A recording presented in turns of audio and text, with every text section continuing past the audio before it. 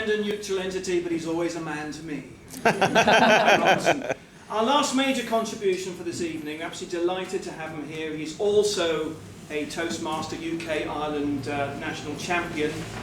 And what I'd recommend you to do is, for one last time, sharpen your hearing, lean forward in your chairs. If you've got a pen and paper, get it out and take some notes if you can. Could you please put your hands together? Help me welcome to the front, David Jones!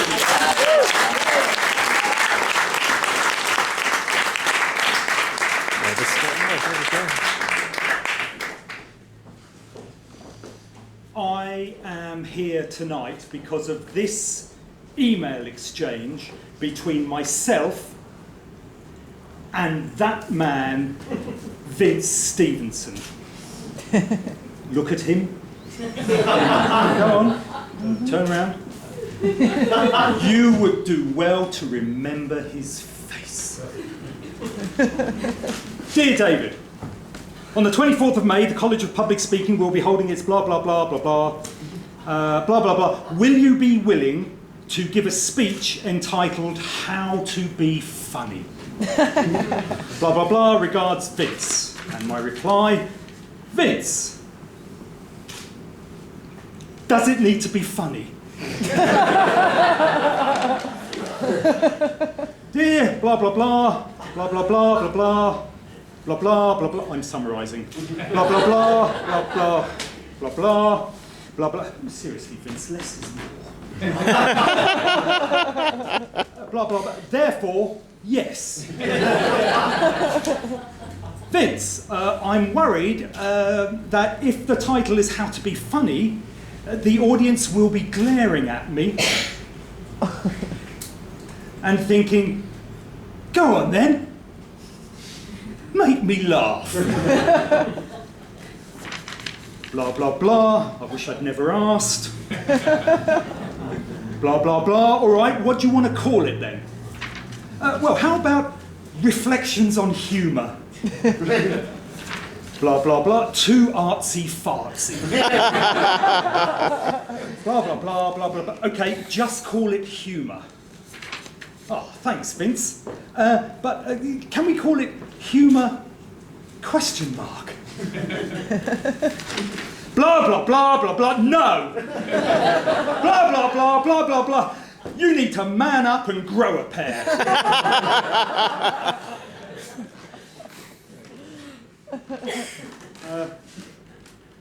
So it's a pleasure to be here tonight. How are you? Are you good? Good. Yeah, all right? Oh, thank you. I'm fine. That's very kind of you to ask. Let me ask you a question, okay? Just put your hand up if you think. What, just me? I do. Yeah, good. Keep up. Yeah, shut up, please. Yeah. Let me ask you a simpler question. Just put your hand up if you think some people are born funny. Hands up. Why are you looking at him? I didn't mean funny looking. I meant born hilarious. Yeah, so there was quite a few hands. Yeah.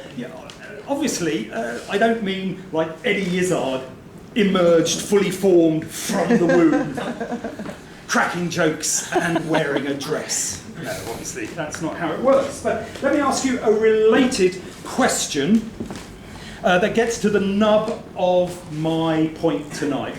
Put your hand up if you think some people are born with a natural talent, either to be good at sports or music or to be funny. Okay, wait. And that if you're not born with that talent, you will never be as good at that activity as those people or that person that is born with that talent. Yeah, hands up if you think that's about over at least a half of you. Yeah, okay, that's really interesting because all the research suggests that you're wrong. Yeah. Because my argument tonight is that humour is just another learned skill, like learning to drive a car, or learning to play the violin, or being good at sex? How do you know? Don't laugh, I get too much of that as it is. Now, if I'm wrong and you're right and you have to be born with that talent to be good at something, then what that means is most of you will probably never experience the exhilaration of driving a high-performance car, or the thrill of playing in an orchestra, or the ecstasy of using the rule of three.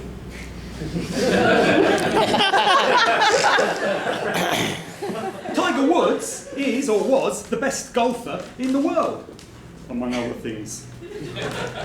But that was because at the age of 2, his father put a golf club into his hand and forced him to practice and learn throughout his entire childhood. Matthew Syed was Britain's #1 table tennis player for many, many years. He was 5 times Commonwealth champion. He's now an author. He's written a book called Bounce: How Champions Are Made. In that book, he describes a really interesting fact. For about 20 years, all of Britain's top-ranking table tennis players originated from one little suburb in Reading. Yeah, it's true. And that's not because God decided that all of Britain's table tennis talent will be born in Reading, although that might have been compensation for being born in Reading. But the reality is that a teacher at the local school just happened to be Britain's best table tennis coach. In his book, he reviews all of the research into what makes great sporting people, what makes people great sportsmen, women, and there are 2 clear factors that stand out above all the other factors that may have some influence. The 2 most important factors that make people successful at sport are how much practice you do and how good your tuition is. Yes, it is as simple as that, ladies and gentlemen. In Malcolm Gladwell's book, Outliers, he explains that if you want to be good in anything, in sport or music or even science, you have to do about 10,000 hours of practice and tuition to get to the top of your game. It's very interesting. When I've had this conversation with people, sometimes people say, yeah, but we all understand, if you're going to be good at sport or music, then you have to practice. Of course, that makes common sense. But for intellectual or creative pursuits, well, that's different. You need some kind of natural talent. But no, again, the research doesn't show that. Hands up if, because the brain is a very plastic, malleable organ. Okay, if you train it, it gets stronger. It's obvious. MRI scans on the brain show that the bit of the brain that is used in map reading and remembering directions grows significantly larger in those people who train to be London cabbies. They weren't born with that bit of their brain big and enlarged. Hands up if you are no good at maths. Okay, if you're no good at maths. Yeah, go on, be honest. No good? Yeah? Oh, my question to you is, who told you you were no good at maths and planted that self-limiting belief in your head? Your maths teacher, yeah. Yeah, so you should go and kick him. Yeah. Okay, let's look at humour. Okay, have you ever had anybody say to you, I wrote a funny story, or I tried to write a funny speech, I got up, nobody laughed, it was humiliating, excruciating for the audience and for me, I will never do that again. I'll never risk trying to be funny again. Yeah? Yeah. It's a common occurrence. Put your hand up. Yes? Have you? Yeah, yeah, yeah. It happens a lot. About 10 years ago, I used to do a lot of stand-up comedy, mainly tryout spots, and there were people there who started about the same time as me, who were rubbish. Yeah, rubbish. And you think they've got no skill, no talent for it at all. 10 years on, some of those people are now professional stand-up comedians getting paid to do 20-minute headline sets in the top comedy clubs, and they are brilliant. They started with no skills and have learnt the craft. That's all there is to it. Comedians do two things. First of all, they hone every single joke so that they know it works in front of a live audience. You pay 18 quid and go to the Comedy Store to see the best comics in the land. Okay? They may look as if they just wandered in off the street and they're just talking off the top of their head because it seems so natural. But I promise you, they have done that routine hundreds and hundreds of times and honed every single punchline to make sure it works. So, if you've written a speech and you try it out and half the gags don't work, well, don't be surprised. By the time you've done it the third or the fourth or the 100th time, all your jokes will work because you've figured out how to make them funny.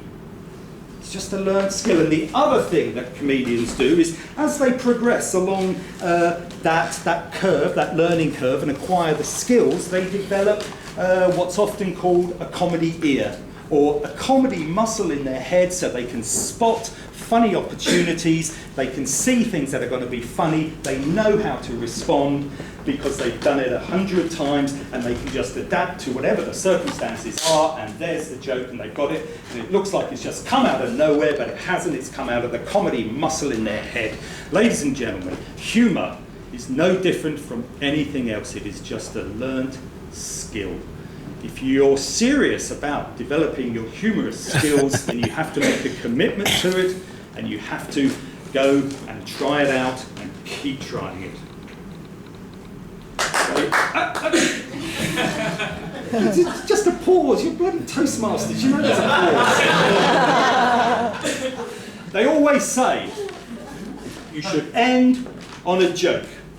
But I like to do things differently. Thank you.